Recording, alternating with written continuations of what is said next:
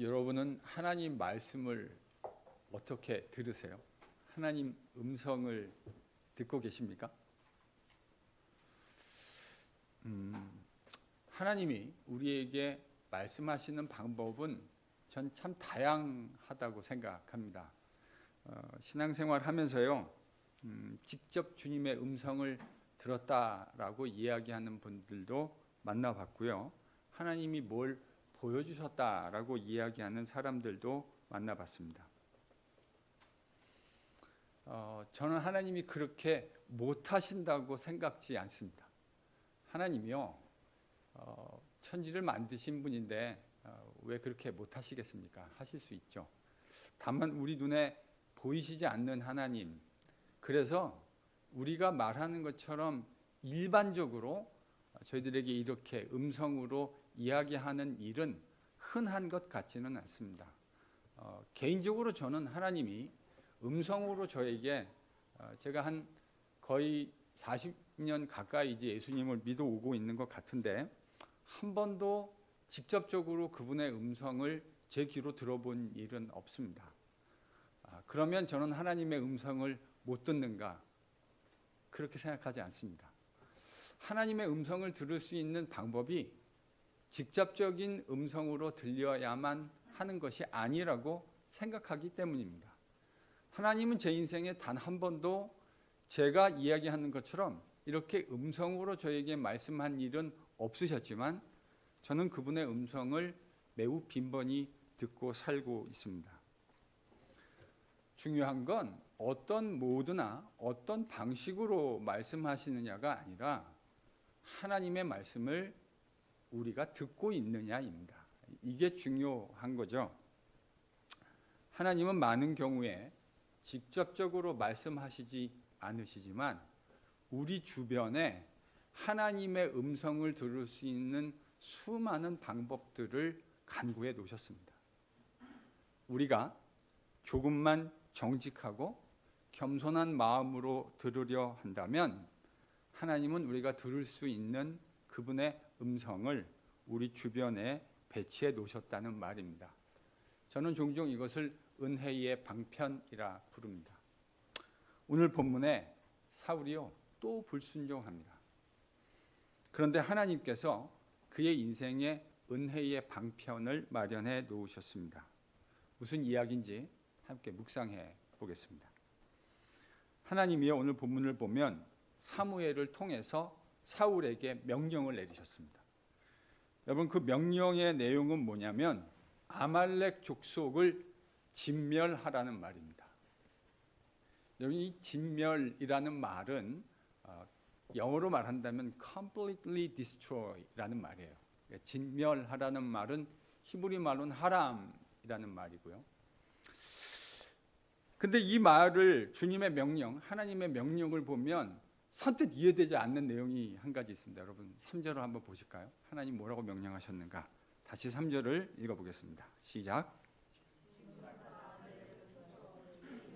소유를 남기지 말고 진멸하되 남녀와 소아와 젖 먹는 아이와 우양과 낙타와 나귀를 죽이라 하셨나이다 하니.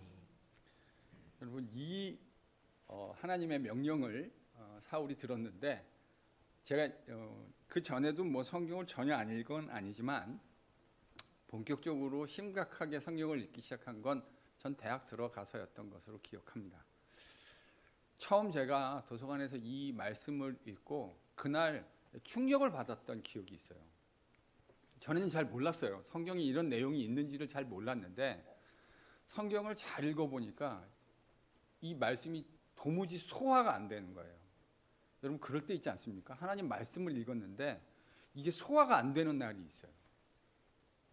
그날 제가 이 말씀을 읽고 정말 이 말씀을 소화할 수 없었습니다. 어떤 부분이 제일 마음에 걸렸을까요? 진멸하는데요. 젖먹이를 진멸하라. 그러니까 어린 아이들을 죽이는 것도 불편한데 젖먹이까지 죽이라는 거예요. 젖먹이가 뭘 합니까?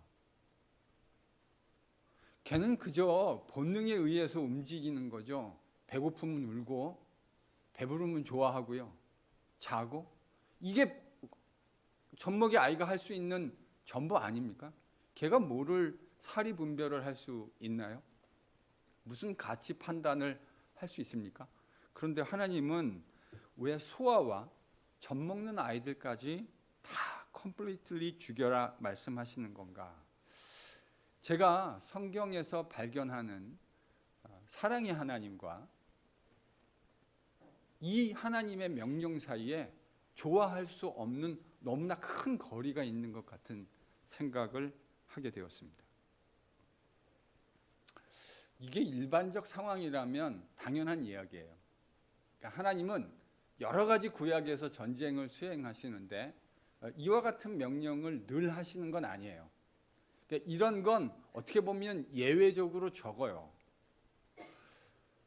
그런데 오늘 이 본문에는 젖먹이 어린 아이들까지 잔인하게 죽이라고 말씀하셨습니다.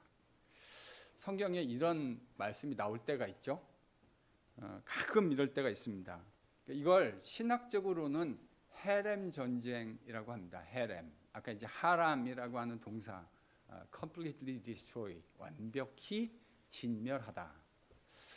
하나님께서 지금 이 헤렘 전쟁을 사울에게 명령하신 겁니다. 이제 여러분 그 설교 노트에 보면 헤렘 전쟁이 뭔가를 제가 설명을 좀 달아놨어요. 그러니까 이게 무슨 말인지 생소하실 분들도 계실 수 있을 것 같은데 헤렘이라는 건 진멸, 문자적으로는 진멸한다는 말이고요. 구약의 여러 곳에서 하나님의 심판을 의미하는 것으로 사용됩니다. 헤렘이 뭐라고요? 하나님의 심판이요. 그러니까 지금 하나님이 이 아말렉이라는 족속들을 심판하시겠다는 거예요. 여러분 창세기 6장에 보면 노아 홍수 이야기가 나오죠. 하나님이 인류가 지은 죄악을 오랫동안 인내하시고 참으셨습니다. 그런데 하나님의 진노가 쌓이고 하나님께서 인류를 물로 심판하셨습니다. 사실은 이것도요 헤렘입니다. 여러분 하나님이 물로 심판을 하셨을 때 이 땅에 있는 모든 생명체가 다 죽었습니다. 맞죠? 그때 어린 아이들도 젖먹이 어린 아이들도 틀림없이 물속에서 수장되어 죽지 않았겠습니까? 바로 창세기 6장에 등장하는 노아 홍수 이야기도 하나님이 행하시는 이 헤렘의 한 부분인 것을 알 수 있습니다. 자, 지금 하나님이 아말렉을 진멸하라라는 것이 헤렘이었다라는 것을 증명할 수 있는 구절이 2절에 이렇게 기록되어 있어요. 하나님이 지금 왜 이 헤렘 전쟁을 하라고 하시는가? 그 내용이 2절에 기록되어 있습니다. 함께 읽을까요? 시작. 만군의 여호와께서 이같이 말씀하시기를 아말렉이 이스라엘에게 행한 일 곧 애굽에서 나올 때에 길에서 대적한 일로 내가 그들을 벌하노니. 자, 지금 사울에게 하나님이 명령하셨습니다. 아말렉 족속을 진멸해라. 그러니까 생명체는 하나도 남김없이 죽이라는 거예요. 근데 그 이유를 설명하는 2절을 보면 좀 뭐라고 얘기하냐면 왜 하나님이 아말렉을 진멸하라고 명령하셨다고요? 이스라엘이 출애굽하던 일과 연관돼 있어요. 그러니까 출애굽기 17장에 이제 이스라엘이 출애굽해서 홍해를 건너고요. 홍해를 건너서 광야 안으로 들어갑니다. 그 광야로 들어간 이스라엘을 첫 번째로 가로막고 전쟁을 일으킨 사람들이 바로 아말렉 사람들이었습니다. 여러분 모세의 유명한 이야기 알고 계시지 않습니까? 모세가 손을 들으면 이스라엘이 전쟁에서 이기고 그가 피곤해서 손을 내리면 이스라엘이 전쟁에서 져갔던 바로 그 이야기가 아말렉 족속과의 전쟁 이야기였던 것이죠. 그러니까 하나님은 지금 이스라엘 백성들에게 있어서 400년 전에 있었던 출애굽이 지나고요. 사사시대가 대략 400년 정도였거든요. 그러니까 지금요. 왕정이 세워지는 이 시점에 하나님이 400년 전 아말렉이 행했던 악행을 가지고 그 아말렉 족속을 심판하시겠다는 거예요. 아말렉 족속이 얼마나 악한 일을 했는지에 대한 내용은 모세가 기록한 또 다른 책이죠. 신명기 25장 17절 19절에 이렇게 기록되어져 있습니다. 여러분 이 슬라이드 앞에 있는데 한번 보실까요? 뭐라고 모세가 기록해 놓았는가? 그 당시 아말렉 족속의 죄악을 신명기 25장은 이렇게 기록했습니다. 같이 읽겠습니다. 시작.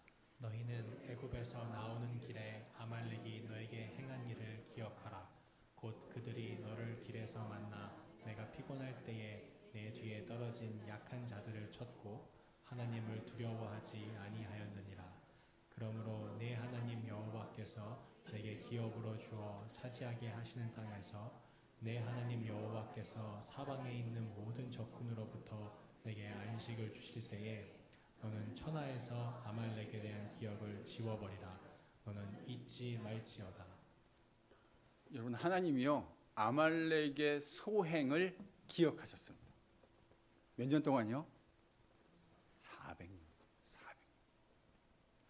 하나님이요 우리의 행위들을 기억하십니다. 우리는 이런 생각들을 종종 하게 되는 것 같아요. 우리가 손으로 하나님께 범죄하면 하나님이 손목을 즉각적으로 딱 부러뜨리거나 우리가 발로 하나님이 기뻐하지 않는 곳에 발걸음을 옮긴다든지 우리의 발걸음으로 죄악을 할 때 하나님이 우리의 발목을 부러뜨려서 징벌하실 것이라고 즉각적으로 그렇게 생각하는 경향들이 좀 있는 것 같습니다. 근데 제가 경험한 하나님은 그렇지 않으셨던 것 같아요. 물론 즉각적으로 깨닫게 하시기 위해서 돌이키게 하기 위해서 그렇게 하실 때도 계시지만 그런 즉각적인 반응, 스폰테이니어스한 리액션보다는 하나님은 우리의 죄악들을 오래 참고 견디십니다. 오늘 이스라엘의 이 아말렉 헤렘 전쟁 하나님이 몇 년 동안 참아오셨다고요? 400년. 이들의 악함이요 어떤 의미를 가지냐면 신명기 25장을 보면 그러니까 여러분 우리가 정당하게 전쟁을 해야 되는 상황이 있습니다. 어쩔 수 없이 전쟁하는 것이 뭐 좋은 일이겠습니까? 그러나 어쩔 수 없이 전쟁을 해야 하는 순간들이 있죠. 그런데요 아말렉이 지금 이스라엘을 친 건 그런 상황이 아니에요. 이건 되게 비겁한 약탈 행위였습니다. 오늘 본문을 보면 여러분 25장 17절, 18절, 19절을 보면요. 이 사람들이 이스라엘의 어디를 공격했죠? 본문을 보세요. 어디를 공격했습니까? 훔이요. 이스라엘이 지금 수백만 명이 광야에 나왔습니다. 광야의 길을 가는데 이게 딱 오와 뭐 군인도 아니고 오와 열을 지켜서 가는 게 아닐 거 아니겠어요? 그러면 이 길을 가는데 뒤처지는 사람들이 나올 겁니다. 주로 어떤 사람들이 뒤처질까요? 노인들, 그렇죠? 그리고 젖먹이를 붙들고 있는 여자들, 주로 여러분 이런 사람들이 뒤로 뒤처질 확률이 높은 거 아닙니까?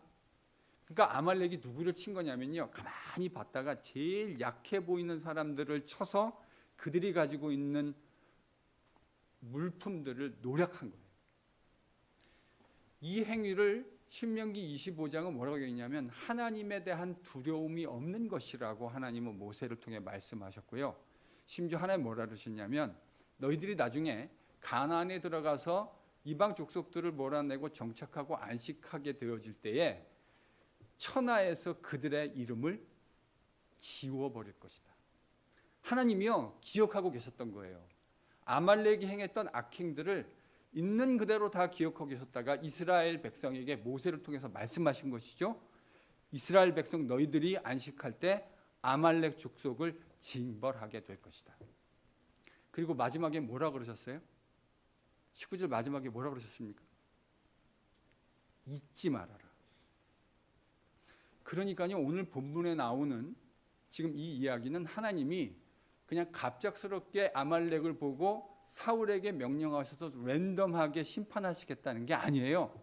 이미 400년 전에 모세를 통해 심판의 의지를 표현하셨고, 그럼 여러분 지난 400년 왜 즉각적으로 하나님이 심판하지 않으시고 400년 동안을 기다리셨을까요? 이 400년의 기다림이라는 건 무슨 의미를 가지는 거죠? 하나님께서요 아말렉도 돌이키고 회개하기를 기다리셨던 겁니다. 하나님이 즉각적으로 그들을 기억하고 계셨지만 하나님의, 제가 아는 하나님의 성품상 아말렉이 지금이라도 하나님 앞에 돌이키고 회개했다면 하나님은 틀림없이 아말렉을 용서하셨을 거예요. 그들은 마지막 순간까지, 그러니까 하나님의 진노를 지속적으로 쌓아왔던 것이죠. 그리고 하나님의 진노가 이제 차서 하나님께서 아말렉을 징벌하시는 거예요. 하나님의 아말렉을 심판하시려는 거예요. 누구를 통해서요? 사울과 이스라엘 군대를 통해서 그들의 오랫동안 쌓아놓았던 죄악을 심판하시겠다는 겁니다. 심지어는 젖먹이마저도 남겨두지 말아라. 하나님이 그 죄악을 더 이상 참아내실 수 없는 거죠. 그분의 공의의 속성상 그들이 쌓아놓았던 죄악에 대해서 심판하시겠다는 겁니다. 여러분, 우리가 기억해야 됩니다. 즉각적인 심판이 없다고 해서 심판이 없는 것이 아니에요. 사람들이 쌓아놓은 악행을 하나님이 다 알고 계십니다. 그리고 회개하지 않을 때에 그들에게 분명한 심판으로 다가오는 날이 있을 거예요. 이 사실을 기억하고 있어야 합니다. 그래야 우리가 방자하게 행하지 않습니다. 근데요, 이 맥락에서 아주 흥미로운 내용이 또 하나 있어요. 그러니까 하나님이 악을 기억했잖아요. 아말렉에 400년 된 캐캐 묵은, 이거 누가 어떤 목사님 그러더라고요. 하나님 뒤끝 장렬이시라고. 뒤끝 장렬이 아니고요, 하나님이 기억하고 계시는 거예요. 그의 공의가 이 사실을 보고 계셨던 것이죠. 그런데 흥미로운 건 그것만이 아닙니다. 여기서 주목해야 할 일이 또 하나 있는데 6절에 그 내용이 기록되어져 있습니다. 같이 읽어볼까요? 6절이요. 시작. 사울이 겐 사람에게 이르되 아말렉 사람 중에서 떠나가라. 그들과 함께 너희를 멸하게 될까 하노라. 이스라엘 모든 자손이 애굽에서 올라올 때에 너희가 그들을 선대하였느니라. 이에 겐 사람이 아말렉 사람 중에서 떠나니라.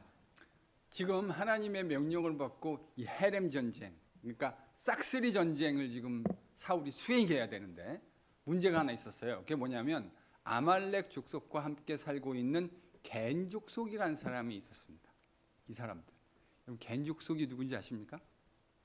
겐 족속은 모세의 장인이었던 이드로에게 속한 사람들입니다.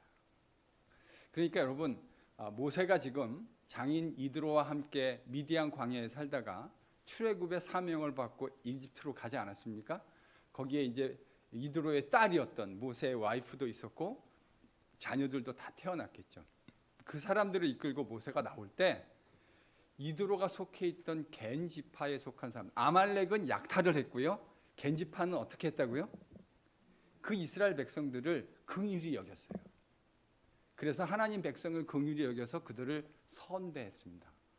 여러분, 우리가 행한 악행도 하나님이 기억하시지만 우리가 행한 선한 행위도 하나님이 뭐하고 계시죠? 기억하고 계십니다. 하나님은 악행도 기억하시지만 선한 행위도 기억하십니다. 그래서 저는 이게 하나님의 행위였다고 생각하는데요. 사울에게 그런 마음을 주신 거죠. 아말렉을 진멸하는데 겐 지파를 같이 진멸하는 것은 옳지 못하다. 사울이 판단한 것이죠. 아주 정확한 판단입니다.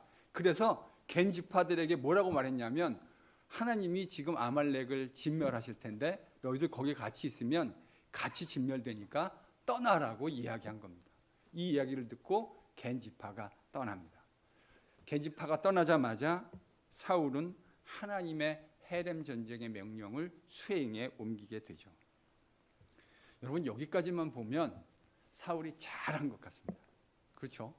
하나님이 진멸하라 그랬으니까 아말렉을 진멸하는 행동에 들어갔고 실제로 전쟁에서 아말렉을 진멸합니다. 그러니까 잘한 것 같아요. 그런데 9절을 보면 꼭 그렇지 않은 것 같아요. 그럼 9절 같이 한번 읽어볼까요? 9절 내용을 같이 읽습니다. 시작. 사울과 백성이 아각과 그의 양과 소의 가장 좋은 것 또는 기름진 것과 어린 양과 모든 좋은 것을 남기고 진멸하기를 즐겨 아니하고 가치 없고 하찮은 것은 진멸하니라. 여러분, 지금 이 얘기를 보면 하나님의 원래 오리지널 명령은 뭐였습니까?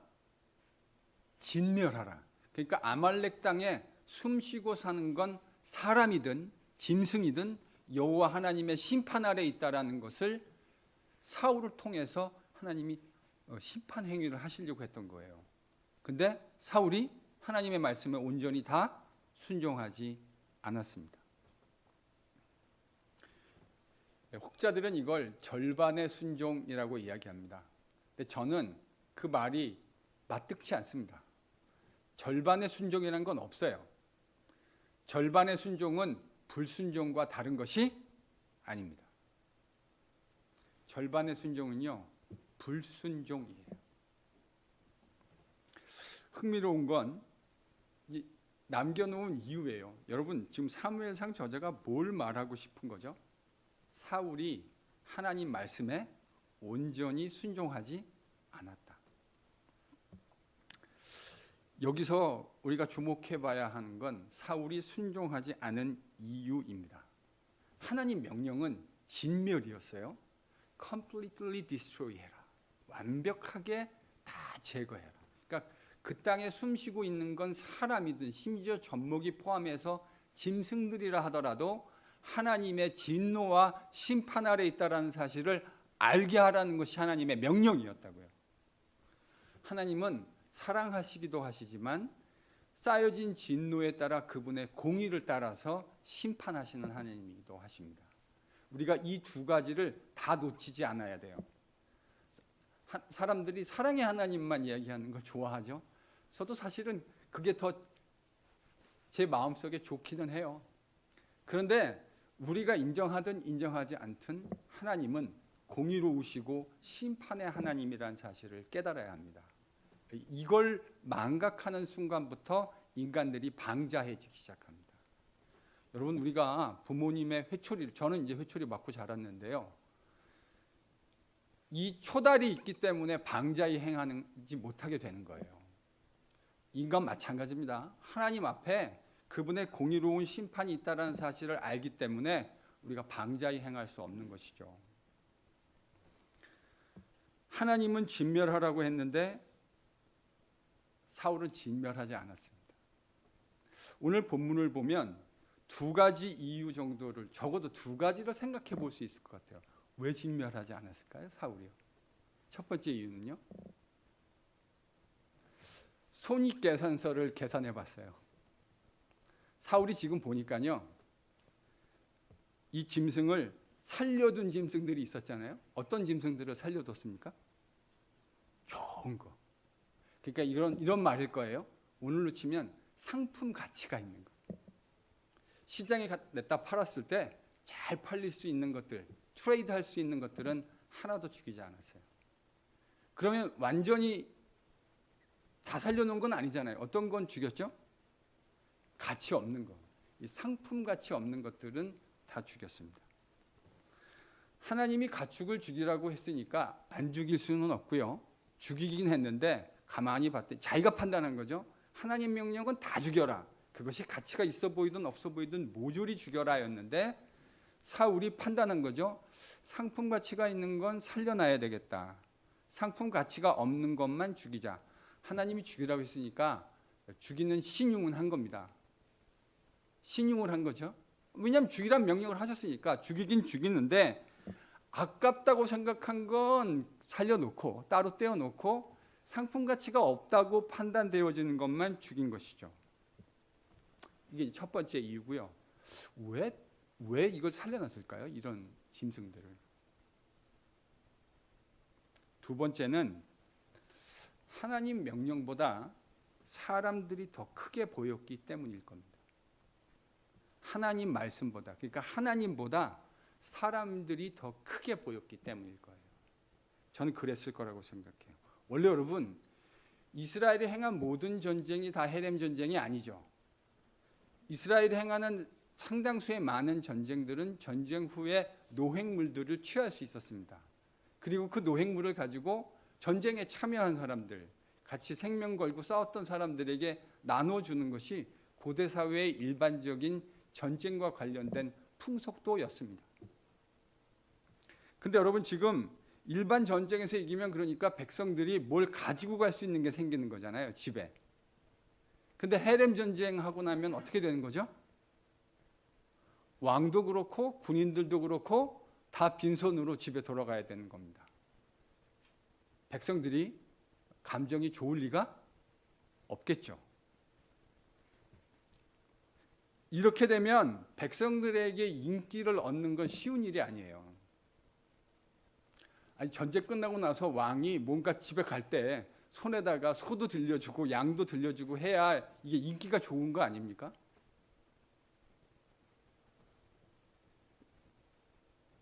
근데 그들의 손에 들려줄 수 있는 게 아무것도 없죠. 헤렘 전쟁은 원래 그런 전쟁이니까.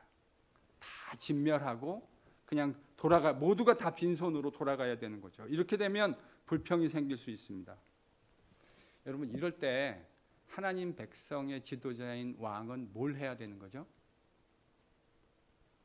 백성들의 그런 감정을 충분히 이해할 수 있지만 무엇이 옳은 것인가를 이야기해 주어야 되는 것이죠. 그들의 감정이 어떤 건지 전혀 모르는 건 아니에요. 그러나 그것이 옳지 않다. 당신들을 패시파이 해주기 위해서 하나님의 명령을 거역하는 것이 온당하지 않다라는 사실을 이야기해 주는 것이 이스라엘 백성의 리더의 역할이었던 것이죠. 근데 여러분, 이런 일은 인기 없는 일이에요. 그래서 하나님 백성의 리더는 외로운 자리입니다. 때로는 하나님의 뜻을 수행하는 것이 백성들에게 각광받지 못하는 상황이 될 수도 있기 때문입니다. 그래도 하나님 백성 리더는 하나님이 원하시는 것, 백성들과 하나님의 뜻이 같을 때는 상관없지만 백성들의 뜻과 하나님의 뜻이 다를 때는 하나님의 뜻을 먼저 살피는 것, 여러분, 이게 모두가 망하는 것을 피하는 길입니다.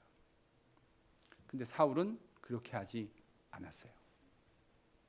바로 이게 사울의 왕조가 몰락해가는 망조가 된 이유가 됩니다. 사울이 하나님 대신 사람들, 그러니까 우리는 그래요. 하나님도 의식하고 사람도, 눈에 보이는 사람도 의식할 수밖에 없는 게 인간이죠. 아니, 사람 보이잖아요. 하나님은 보이지 않습니다. 그런데 절대로 의식하지 않고 살아갈 수 없어요. 이 양자 사이에 우리가 스떡될 때가 있습니다. 사울이 지금 하나님을 의식하면서 살았어야 되는데요. 하나님을 의식하지 않고 사람을 의식하고 있었다라는 것을 보여주는 결정적인 증거가 12절에 등장합니다. 그럼 12절을 보실까요? 12절 함께 읽습니다. 시작.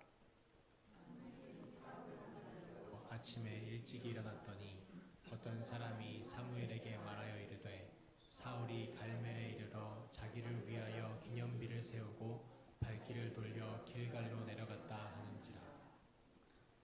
사울이 지금 뭘 했다고요? 전쟁 끝나고요? 돌아가는 길에요. 갈멜이라고 하는 도시에다가 기념비를 세웠대요. 기념비의 내용은 뭘까요?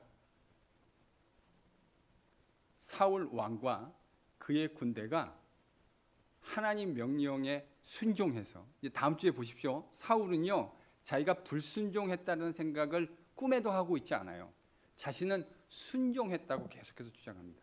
하나님 말씀에 순종해서 아말렉 족속을 쳐서 이와 같은 전공을 남겼다. 지금 그 기념비를 갈멜에 세운 거예요. 기념비 세우는 건 누구를 의식하고 있는 행동입니까?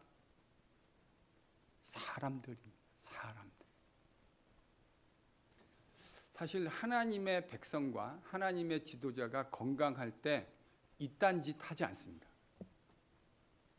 기념비를 세워야 할 이유가 없어요. 여러분, 왜 기념비를 세워서 그 사람의 공적을 치하해야 합니까? 그저 하나님 명령에 순종한 거잖아요. 하나님의 심판이 이루어지기를 위해서 도구로 순종하면 그것으로 된 거예요. That's it. 하나님께서 명령하신 일을 순종하고 군대에게 우리가 왜 일을 했는지를 설명하고 겸손한 마음으로 돌아가면 되는 거예요. 그리고 군대 해산하면 되는 겁니다. 이게 하나님이 기대하신 모습인데 사울이 지금 엉뚱한 짓 하고 있잖아요. 기념비 세워서 뭐 하겠다는 겁니까? 자기의 정치적 입지를 강화하겠다는 거예요. 내가 이만큼의 지도력과 영도력을 가지고 있는 리더라는 사실을 과시하고 싶었던 것 아닙니까? 여러분, 그게 바로 기념비를 세우는 이면에 존재하고 있는 사울의 동기인 것이죠. 그러니까 사울은요, 지금 뭐에 붙들려 있냐면 하나님이 안 보이는 거예요. 하나님이 안 보이고 누가 크게 보이기 시작하죠? 사람이요. 여러분, 이게 하나님 백성의 리더의 망조로 가는 길입니다.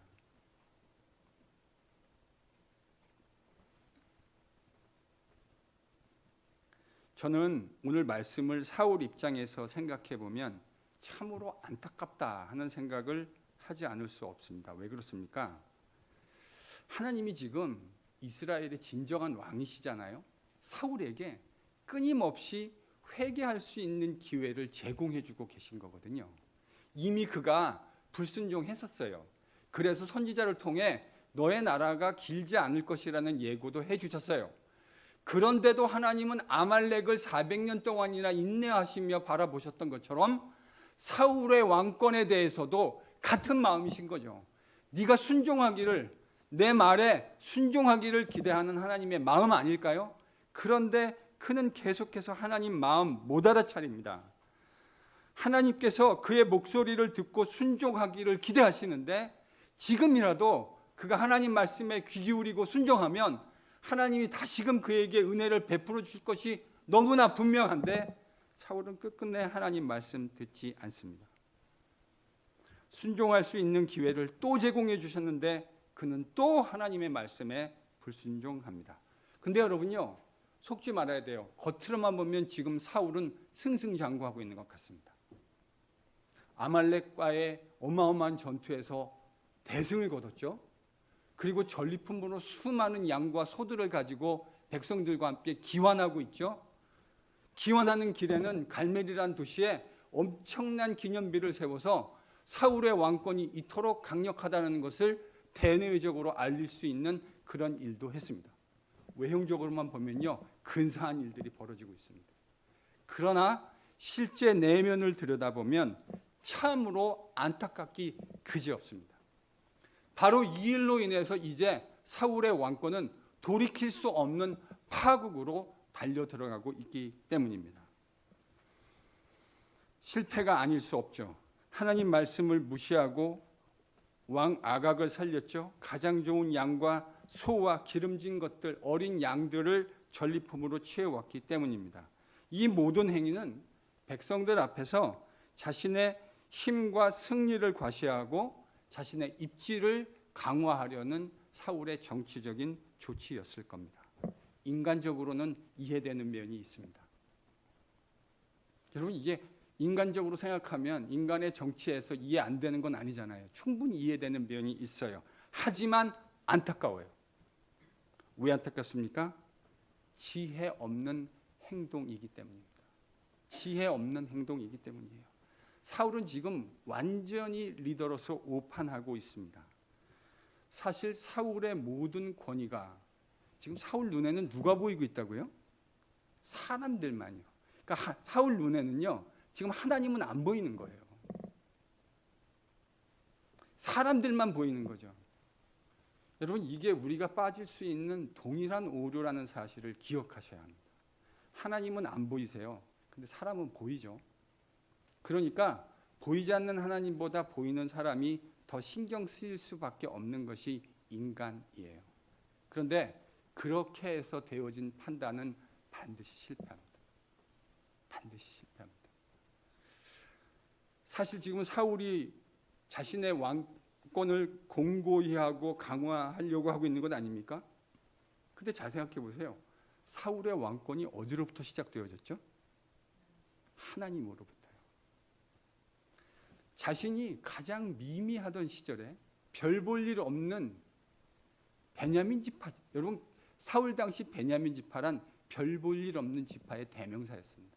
가장 쇠약하고 힘없는, 정치적으로 군사적으로 가장 쇠약한 지파인데 바로 그 지파에서 하나님이 자신을 왕으로 임명해 주셨던 것 아닙니까? 그의 왕권은 철저하게 하나님께 달려 있었던 것이죠. 그런데 그게 사실이고 진실인데 어리석은 사울 지금 그 사실을 망각하고 있는 겁니다. 여러분 바로 이게 망조의 시작입니다. 하나님 말씀에 불순종하는 사람들을 잘 보세요. 우리의 딴 사람 볼 것도 없고요. 우리의 과거를 보세요. 그리고 여러분의 혹 필요하다면 현재도 돌아보십시오.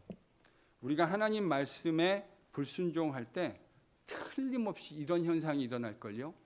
우리의 하나님의 음성보다 하나님의 말씀보다 우리 욕망의 목소리가 항상 크게 들릴 겁니다.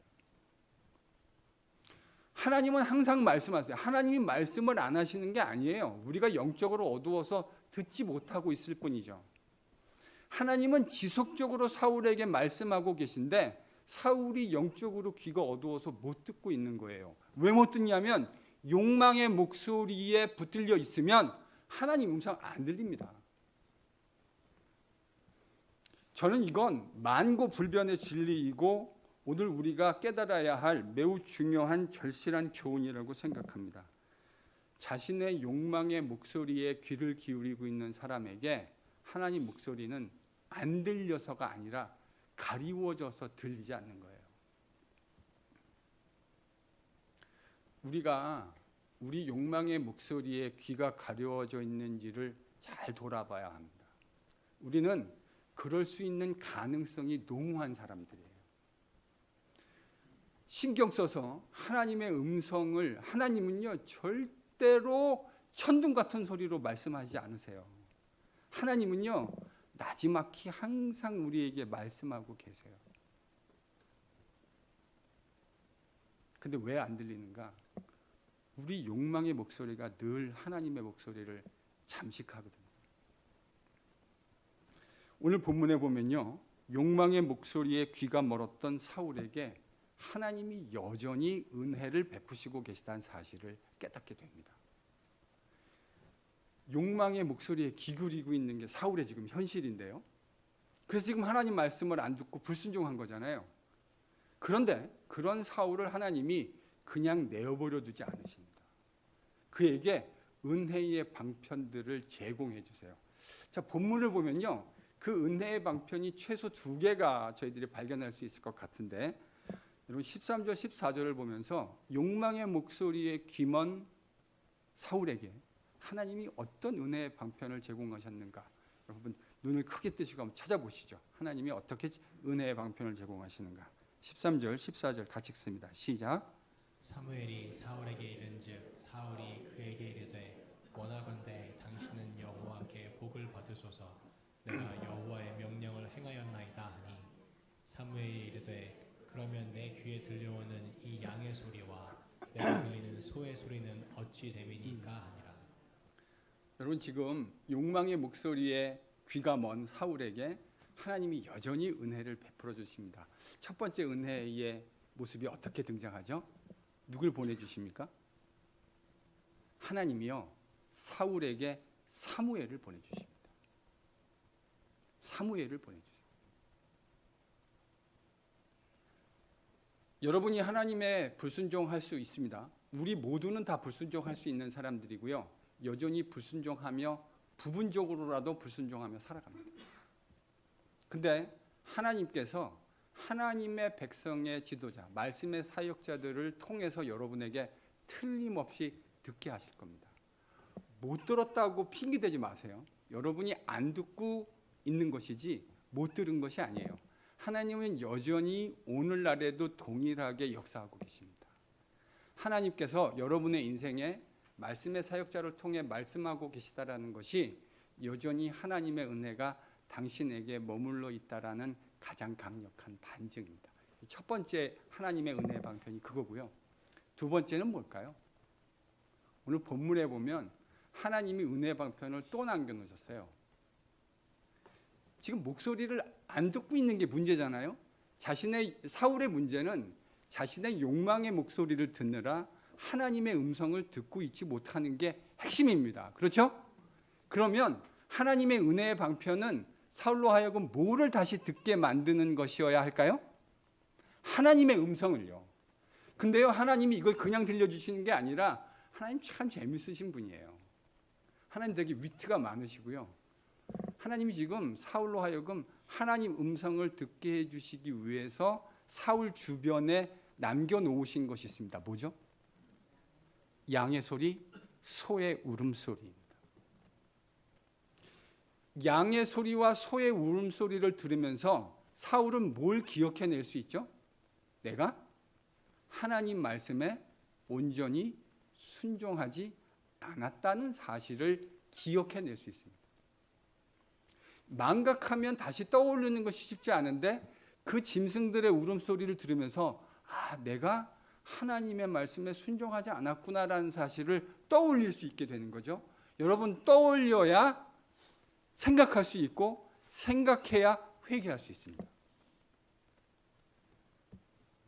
제가요, 하나님께서 지금 사울 옆에 그의 불순종의 결과와 열매들을 가시적으로 또 청각적으로 이 시청각으로 확인할 수 있도록 하나님 만들어 놓으셨다고요. 제가 이 말씀을 묵상하는데 갑자기 불현듯 베드로 이야기가 딱 떠올랐습니다.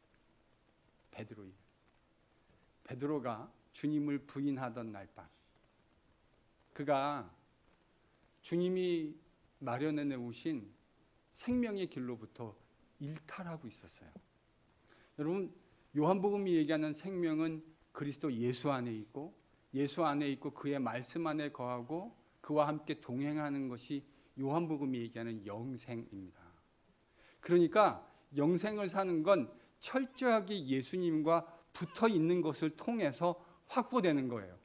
그런데 베드로가 그날 밤 한 행동은 자신을 지속적으로 퍼시스턴트하게 그 주님과의 관계로부터 디스커넥트 하려고 하는 것이죠.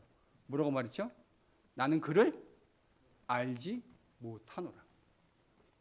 여러분, 생명이 주님을 알고 주님 안에 거하는 곳에 있는 건데 그 주님을 알지 못한다고 얘기하니 그는 지속적으로 주님으로부터 디스커넥트 되려고 했던 것이죠. 심지어는 그걸 증명하기 위해서 예수님을 저주까지 하지 않았습니까? 그런데 주님께서 그렇게 3번에 걸쳐 자기를 부인하고 저주하는 베드로에게 뭐를 듣게 하셨죠? 닭 울음소리. 여러분, 닭 울음소리는 늘 그 시간에 닭이 울었을 거예요. 가끔은 정신 못 차리는 닭들이 시골에 살기도 합니다. 오밤중에도 울기도 하는데요. 그 닭 울음소리는 일반적인 현상임에 틀림없죠. 그러나 베드로에게 있어서 닭 울음소리는 결코 일반적 현상일 수만은 없어요. 왜요? 그 닭 울음소리 때문에 그는 주님이 하셨던 말씀이 생각났고 그 말씀이 생각나서 그는 그 길로 나가 심히 가슴을 찢으며 통곡하며 하나님 앞에 회개할 수 있었던 것이죠. 그러니 닭 울음소리는 일반적인 자연현상일 수 없습니다. 하나님이 베드로를 하나님 앞으로 다시 인도해내시려는 하나님의 은혜의 방편이었던 것이 틀림없는 것이죠. 지금요, 베드로만 그랬던 게 아니고 사울에게도 하나님이 고전적인 방식이에요. 이게 하나님 일하시는요. 아주 클래식한 방법이라고. 여러분 주변을 잘 보세요. 여러분 주변에 여러분의 불순종으로 말미암아 만들어진 결과물과 열매들이 보이실 겁니다. 하나님이 왜 볼 수 있게 내버려 두셨을까요? 그걸 보고 회개하라는 겁니다. 그걸 보고 다시 돌이키라는 거예요. 그 짐승의 울음소리를 들으면서 내 불순종의 결과들이 만들어낸 것들을 바라보면서 욕망의 소리를 듣는 것을 그치고 주님의 목소리를 청종하고 주님 앞으로 다시 돌아오라는 하나님의 은혜의 방편이었던 겁니다. 가만히 묵상해 보면 닭 울음소리나 양과 소의 짐승 울음소리는 베드로와 사울에게만 해당되는 것은 아닐 것 같습니다. 우리 모두에게, 여기 있는 모든 사람 단 한 사람도 예외 없이 우리 모두에게 다 적실한 것이죠. 우리 모두가 다 죄인 아닙니까? 우리 모두가 하나님의 음성을 듣는 것보다 내 욕망의 목소리를 듣고 사는 것을 더 즐거워하지 않습니까? 그런 의미에서요, 우리 주변도 둘러보면 내가 만들어 놓은 불순종과 그 불순종의 열매들이 있을 거예요. 만약에 우리가 이것에서 나는 예외라고 생각하는 사람이 있다면요, 여러분은 크게 미슬리드 되신 겁니다. 우리가 만약에 그렇다면 예수님이 왜 십자가에 달려 돌아가셔야 했겠습니까? 우리가 그런 사람이 아니기 때문에 하나님의 목소리보다 우리 욕망의 목소리를 듣는 것을 더 즐거워하기 때문에 예수님이 십자가에 돌아가신 거예요. 우리 인생길에서 우리도 하나님의 말씀에 왕이신 하나님의 말씀을 떠나 생명의 길로부터 일탈하려고 사망의 길로 걸어가려고 할 때가 얼마나 많이 있습니까? 그럴 때마다 우리도 비유적 의미에서 적지 않은 짐승의 울음소리를 들어야 하셨을 겁니다. 비유적인 의미에서, 물론 우리 주변에 지금 진짜 짐승이 있지는 않지만요, 비유적 의미에서 짐승의 울음소리가 우리 옆에서 들릴 거리요. 비유적 의미에서요, 하나님이 사용하시는 아주 클래시컬한 짐승의 소리는 주로 이런 겁니다.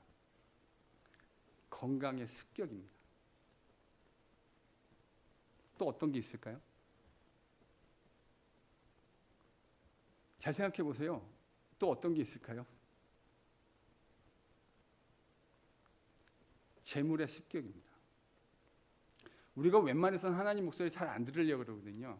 근데 제가 보니까요, 뭐 모든 사람은 아닌데 그래도 건강과 재물이 건드려지면요, 많은 사람들이 민감하게 반응하기 시작하더라고요. 그제서야. 왜냐하면 이건 우리의 생존과 직접적으로 관계된 거니까. 그래서 하나님이요, 하나님의 말씀에 불순종하는 사람들에게 아주 클래시컬하게 사용하시는 것이 재물과 건강인 것 같아요. 물론 오해는 하고 듣지 마세요. 병에 걸렸다거나 내가 재정적 어려움을 겪는 모든 일들이 하나님께서 우리에게 짐승 울음소리를 들려주시는 건 아니라고 생각해요. 전 그거는 그렇게 생각하는 건 건강하지 않다고 생각해요. 그러나 우리의 부패한 하나님의 음성보다 우리의 욕망의 소리를 즐거워하는 우리의 보편적인 부패한 성품을 생각했을 때 하나님이 많은 경우에 적지 않은 경우에 건강이라는 짐승 울음소리, 재물이라는 짐승 울음소리로 우리를 습격해 오십니다. 관계의 파괴와 단절이라는 짐승의 울음소리를 우리에게 들려주십니다. 저는 이 짐승의 울음소리, 즉 우리의 불순종의 결과와 열매를 우리가 겸손하게 직시하고 그 안에서 우리의 부족함과 연약함을 깨닫고 주님에게 돌아갈 수만 있다고 한다면 아직 늦지 않았다고 생각합니다. 그 짐승 울음소리가 들리고 그 짐승을 우리의 눈으로 볼 수 있는 한 아직은 늦지 않았다고 생각해요. 그걸 들려주시는데도 여전히 정신 차리지 못하고 욕망의 목소리에 귀를 기울인다면 그거는 요즘 젊은 아이들이 말하는 말로 노답입니다. 그건 답이 없어요. 그러나 그 음성이 여전히 들리고 있는 한 우리는 아직 주님께 돌아갈 수 있는 기회가 남아있고, 그렇게 주님께 돌아가면 주님은 지금이라도 우리를 얼싸 안아주시고 부둥켜 안아주실 것이라고 저는 확실히 믿습니다. 그래서요, 아직 내가 만들어 놓은 부족함과 불순종의 열매와 결과들을 바라보고 있는 한 소망이 있다고 생각해요. 문제는 우리가 그걸 얼마나 잘 정직하게 겸손하게 바라보느냐일 겁니다. 여러분, 주일날은 예배드리고 나서 집에 가서 나 오늘 해야 될 거 의무 방어 끝났다고 끝나는 날이 아닙니다. 다시 말씀을 가지고요, 내가 만들어 놓은 불순종의 열매와 결과가 무엇인지를 깊이 묵상하시고 숙고하실 수 있기를 바랍니다. 그게 되어야 돌이킴이 가능하다니까요. 여러분, 돌이키지 않는 그 길은 그 끝이 멸망의 길이라는 사실을 기억하셔야 돼요. 예수 믿으니까 난 구원받았다. 천만의 말씀이요. 예수 믿고 구원받은 사람은 반드시 하나님의 음성에 귀를 기울이게 돼 있고 그래서 돌이키게 돼 있어요. 여러분이 계속해서 퍼시스턴트하게 하나님의 음성을 거부하고 저는 사람이니까 몰라요. 제가 뭘 알겠습니까? 그러나 여러분이 만약에 계속 그 길을 간다면 그 길의 마지막은 틀림없이 사망이 될 거예요. 예수 믿었다고요? 천만의 말씀이요. 정신을 바짝 차리셔야 됩니다. 이게 오늘날 교회 안에 편만에 있는 가짜 복음이에요. 난 예수 믿었으니까. 그거 예수 믿는 거 아니라니까요. 예수 믿으면 예수님 뭐라 그러셨죠? 양은 주인의 목소리를 듣게 되어 있다고요. 주인의 목소리를 듣지 않는 사람은 양이 아니에요. 하나님이 계속해서 말씀하시는데 그 이야기를 마지막 순간까지 거부한다. 저는 질문하지 않을 수가 없어요. 당신이 무슨 하나님의 사람입니까? 여러분, 그런 하나님의 사람은 존재하지 않아요. 순간적으로 우리가 불순종할 수도 있고요. 그거 제가 압니다. 저도 그렇거든요. 순간적으로 주님 말씀에 불순종할 때가 있어요. 그렇지만 하나님이 계속해서 말씀하실 때 의도적으로 피하지 않아요. 왜냐하면 그 길은 제가 사망의 길이라는 걸 알고 있기 때문입니다. 바울이 그리스도 예수 안에 있는 구원의 확실성을 이야기하면서요, 그 구원이 완성됐다고 얘기하지 않고 자신이 그 길을 오늘도 겸손하게 두렵고 떨리는 마음으로 걸어야 한다고 얘기하고 있어요. 우리는요, 이민교회는 맨날 앞에 있는 복음만 이야기해요. 뒤에 있는 복음은 이야기하지 않는다고요. 여러분, 이 두 개가 다 균형 잡힌 복음이라는 사실을 깨달으셔야 돼요. 저는 적어도 제가 깨달은 거를 여러분들에게 타협하면서 얘기하고 싶지 않아요. 여러분들이 듣고 싶지 않은 이야기일 수도 있다는 것도 알아요. 그러나 들어야 할 필요가 있다면 들으셔야 돼요. 왜냐하면 그걸 듣지 않으면 그 길의 마지막이 사망이기 때문입니다. 아직 주님과 십자가의 생명의 길을 걸어갈 수 있는 기회가 남아 있습니다. 스스로 옆에 만들어져 있는 불순종의 열매와 결과들을 바라보며 그 짐승 울음소리를 들으며 우리의 마음을 찢을 수 있는 은혜가 저와 여러분에게 임하기를 축원합니다. 주께서 다시 그 울음소리를 통해 우리를 생명의 길, 주님의 십자가 그 복음의 길로 인도해 가시기를 소망합니다. 우리가 주님과 더불어 주님의 말씀에 순종하며 지금도 그분 앞에 순종하며 나아오기를 기대하시는 그 주님의 마음을 이해하고 그 십자가 생명의 길 걷고자 결단할 때 주님이 베풀어 주시는 진짜 아름다운 부흥의 길들을 인생을 살게 될 줄로 믿습니다. 다 함께